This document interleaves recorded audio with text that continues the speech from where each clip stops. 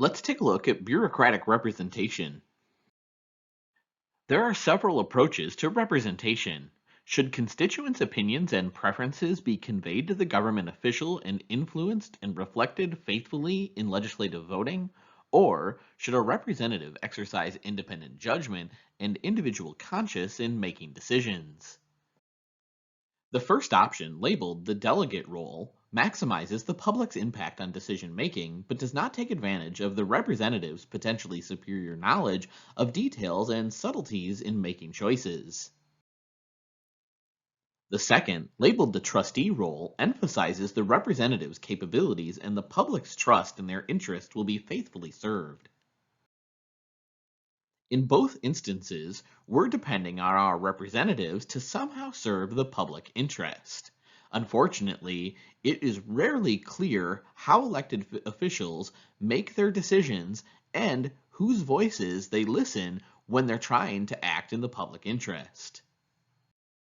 That ambiguity is complicated considerably when the focus shifts to the administrative context. That's because bureaucracies in American politics have a representation function, and some sorts of questions must be answered. But historically, bureaucratic agencies have served narrow constituents in specialized interests. How can these administrative patterns be reconciled with democratic values that emphasize broader popular representation? A key test for how democratic administrative processes will be is the degree to which representation is inclusive of existing interests in society. Another concern is the extent of effective access given to those not already a part of the interaction process. Another essential difficulty in representation concerns the delegation of authority. We delegate our authority to legislatures to make our laws, knowing that representation of our every view is imperfect.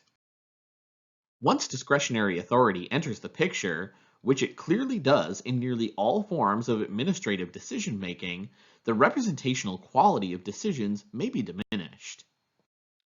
So the only way to make bureaucracy more predictable is to reduce the discretion technical experts in bureaucracy are permitted to exercise.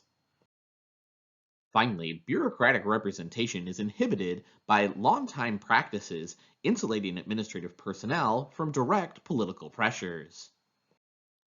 Several studies suggest that national government civil servants are imperfectly representative of the public at large in demographic terms.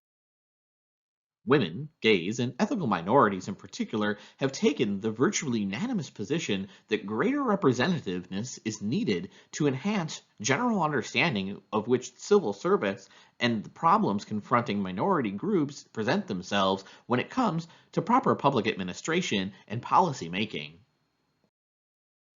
This issue of representativeness is obviously one that has many sides to it. In general, the effort to increase representativeness based on gender and race is founded on the belief that government would otherwise ignore their concerns in program design and in management.